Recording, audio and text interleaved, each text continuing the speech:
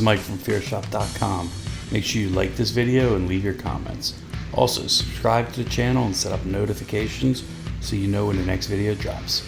Let's get into it. Today we're talking about the top 10 horror movies of 2017. This was a decent year for horror. If you look hard enough, you're always going to find a bunch of good genre films. Some years are tougher than others to find a top 10 list worthy to talk about. But before we get into our top 10 list, let's have a look at some of the honorable mentions. The Ritual. David Bruckner is probably best known for The Signal back in 2007. The Ritual is a decent film. It's written really well and tells a good story around the leads. The ending gets a little out there, but overall it's a pretty good watch. I think most people liked it a little more than I did though. The Devil's Candy, brought to you by Sean Byrne, director of The Loved Ones. The Devil's Candy is one that I like almost as much as The Loved Ones. The Devil's Candy is a movie about a family that consists of a couple and a teenage daughter who move into a new house. Father and daughter are really into metal. Father is also a painter, and it's like he gets possessed when he's painting. He paints all this nightmarish imagery. Another honorable mention is Better Watch Out. Interesting film that's very divisive amongst genre fans. A lot of people hate this film, but it does have some disturbing scenes and the kid actors do a nice job. It Comes at Night. You're much better off watching this movie blindly without preconceived notions. This film's haters hate the film because they're expecting some monster movie, which it's not. It's a good-looking film with atmosphere, though. And to round out the honorable mentions, The Black Coat's Daughter. Oz Perkins, more well-known for Gretel and Hansel these days, and previously I Am the Pretty Thing That Lives in the House, first directed The Black Coat's Daughter starring Emma Roberts. It's a great atmospheric slow burn. It's not for everybody, plain and simple. Now on to the top 10 list. Coming in at number 10, Raw. This tasty, no pun intended, horror romp feels like Cronenberg decades later. The film's top-notch with its brutality and not for the faint of heart. Regardless, you will enjoy it if you get past the brutality. Number 9, Tragedy Girls. A twist on the slasher genre following two death-obsessed teenage girls who use their online show about real-life tragedies to send their small Midwestern town into a frenzy and cement their legacy as modern horror legends. Tragedy Girls reminds us of real-life tragedies and really hits home. It's more of a new age slasher with a few twists and turns, but has many cliche elements. There's a lot of haters for this film, but the same could be said for most every film. I enjoyed it quite a bit though. Number 8, A Cure for Wellness. Gore Verbinski has directed The Lone Ranger and Rango, some of the Pirates of the Caribbean movies.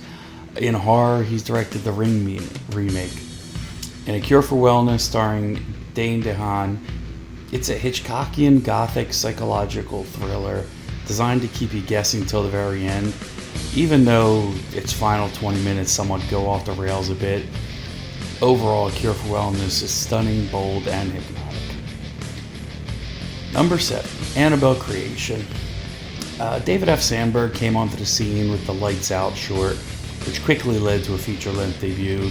Then came Annabelle Creation and Shazam, and its upcoming sequel. Sandberg's on a roll. I will say that Annabelle Creation is my least favorite film of his, but it's not a horrible film by any means. In many ways, the Annabelle films have just jumped the shark. I know there's a lot of people that love these films, and to me, they're just sort of run-of-the-mill, I hate to say. Number 6, Gerald's Game. Mike Flanagan directed such underrated films such as Absentia. He went on to direct Hush, Before I Wake, Ouija, Origin of Evil, Gerald's Game, and eventually Dr. Sleep. He had me with Absentia. I cannot stress enough how cool that film was for someone at that stage in their career. With Gerald's Game, Flanagan takes a Stephen King novel and does it justice. When it came time to pick a director for Dr. Sleep, Flanagan just made sense. This film successfully captures the feel of the King novel and keeps the viewer engaged throughout. Number 5, The Shape of Water. Guillermo del Toro's The Shape of Water is not really a horror film in my eyes, but it keeps getting labeled as one. At the end of the day, it is a mesmerizing film that should be watched. Again, not sure why people label it as horror, but technically, since it's in that genre and it was a good film, it made sense for me to put it here. If you disagree, please let me know. Number 4, Get Out. Jordan Peele has brought us Get Out and Us. Outside of not liking long titles, he knows how to direct a thrilling ride. Get Out had some creepy moments. Things get hectic, but the reality is there's so many good parts that it's hard to not have it make my top 10 list. Number 3, Happy Death Day. Christopher Landon, director of both Happy Death Day movies and Paranormal Activity, the marked ones, while writing a bunch of Paranormal Activity movies, delivered this fun film with Happy Death Day. The story's very Groundhog Day-ish, but Jessica Rothe is ridiculously awesome and fun to watch. You can't help but have a good time with this film. Number 2, It. Andy Muschietti directed Mama, both It films, and will direct the upcoming Flash movie. Mama was so well received, he got on board with such a big deal as It. It's just retelling that spans across 2 long movies. Basically, it's The Goonies meets A Nightmare on Elm Street. It's a good way to describe this film. Pennywise is and always will be an amazing character. Let's face it, clowns are just really creepy as hell. Some good scares and endless opportunities given the premise of the film. It still was a good film. And number 1, Split. Alright, so M. Night Shyamalan's Split will be remembered for the surprise ending. Nobody saw this as the sequel to Unbreakable. We've been asking for a sequel to that movie since Unbreakable came out. The last minute of the film redeems any shortcomings that came before it. The reality is that James McAvoy was awesome in the film and kept us engaged throughout.